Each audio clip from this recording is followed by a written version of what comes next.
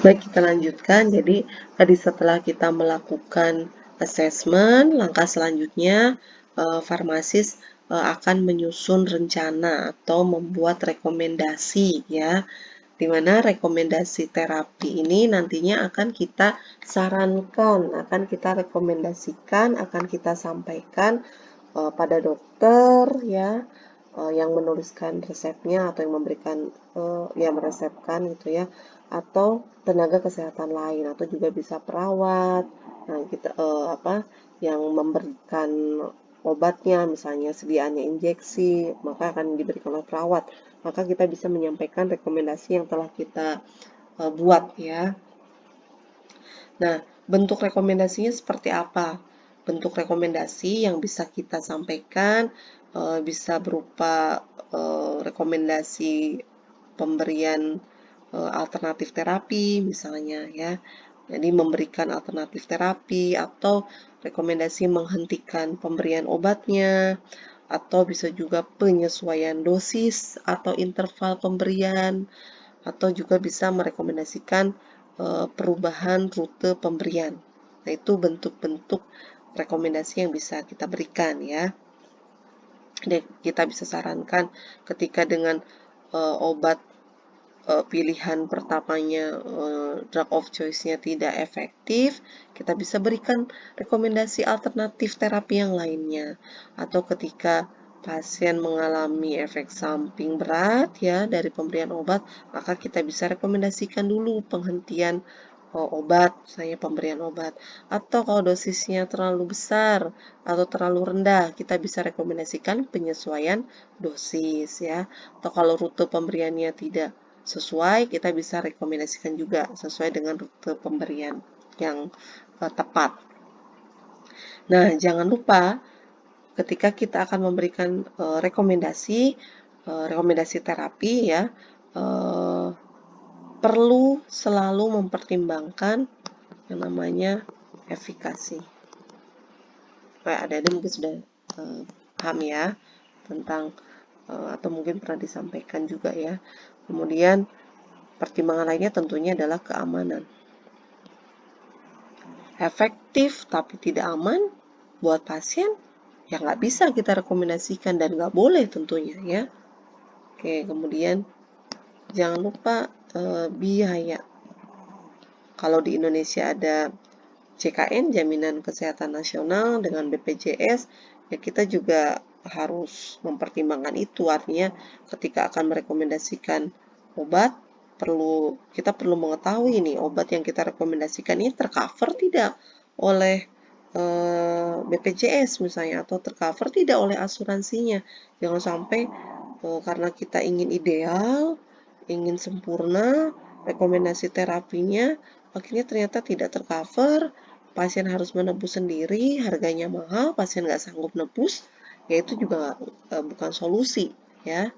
Jadi ya solusi yang diberikan itu juga tentunya harus yang memang sesuai dengan kondisi dengan kebijakan di rumah sakit atau kebijakan di puskesmas atau kebijakan di Indonesia ya. Kemudian kita juga mempertimbangkan bentuk regimennya ya, atau bentuk sediaannya, artinya regimen yang mudah untuk dipatuhi oleh pasien ya. Apalagi kalau penggunaan obatnya obat-obat yang digunakan dalam jangka panjang atau sifatnya long term ya. Maka itu bisa menjadi pertimbangan juga untuk kita memberikan rekomendasi ya. Contohnya misal obat-obat OAT, obat anti tuberkulosis ya, untuk pasien-pasien TB, infeksi tuberkulosis ya. Nah, di lapangan itu tersedia dalam sediaan kombipak ya. Nanti adik-adik juga akan belajar lebih detail ya di farmakoterapi 5 ya, atau farmakoterapi infeksi ya. Kombipak artinya kombipak itu terpisah-pisah.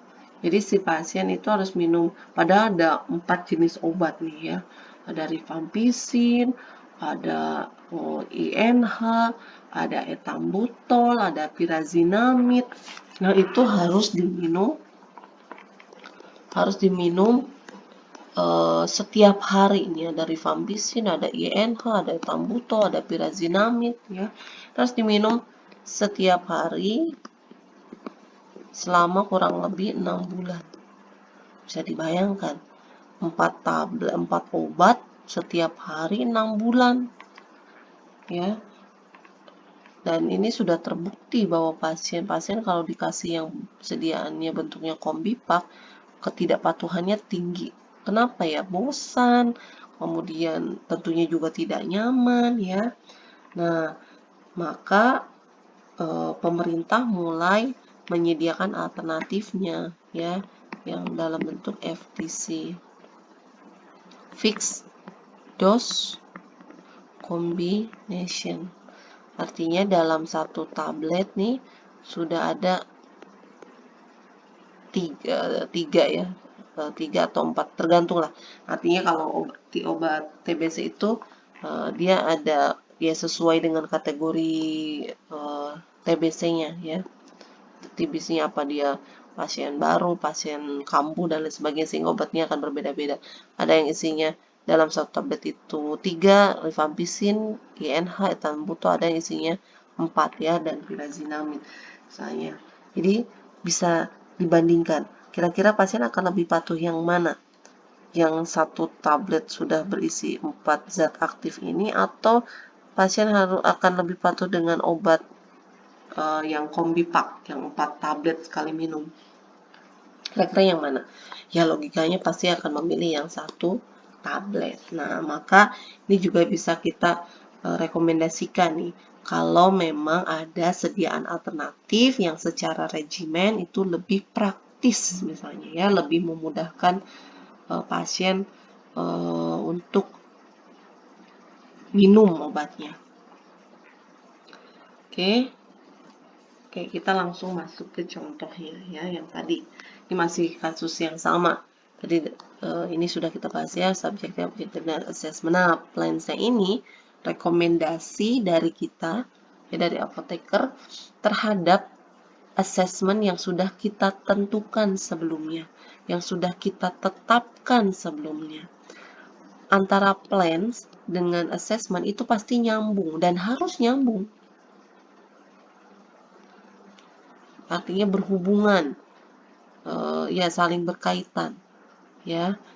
Bisa kita lihat di sini assessmentnya kan tadi, dosis paracetamol dan natrium diclofenac belum adekuat, atau kata lainnya sebetulnya subdos ya.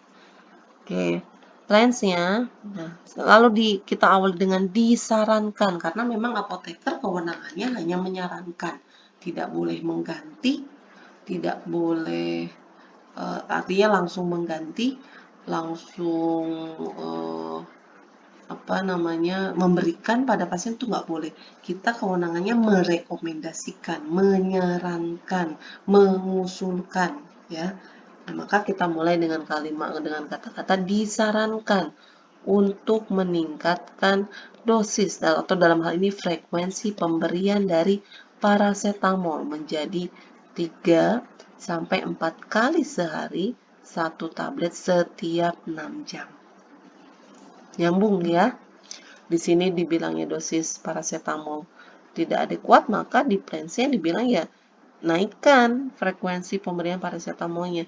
Dan ingat, kalau ngasih rekomendasi itu harus jelas, harus rinci, harus detail.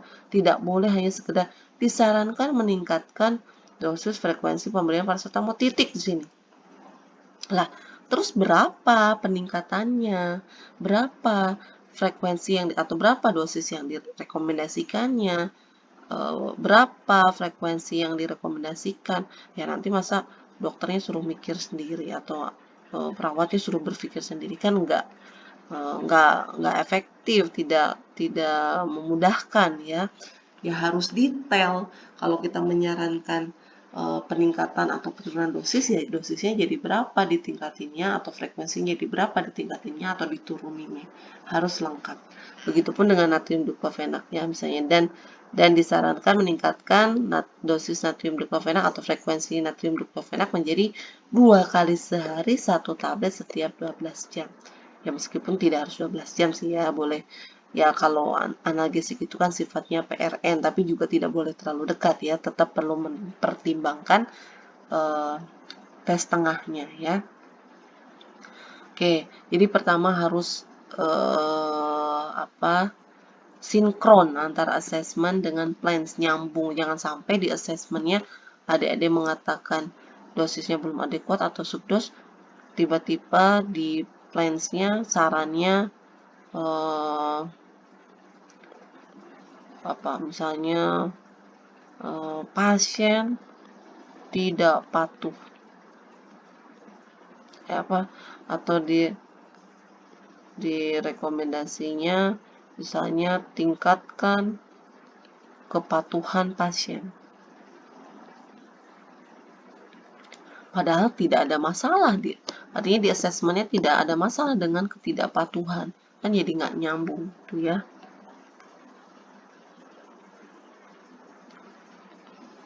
Harus nyambung ya. Oke, kita lihat dengan ini sama ya, tapi dengan format yang berbeda. Tapi ininya sama ya, sebetulnya prinsipnya sama.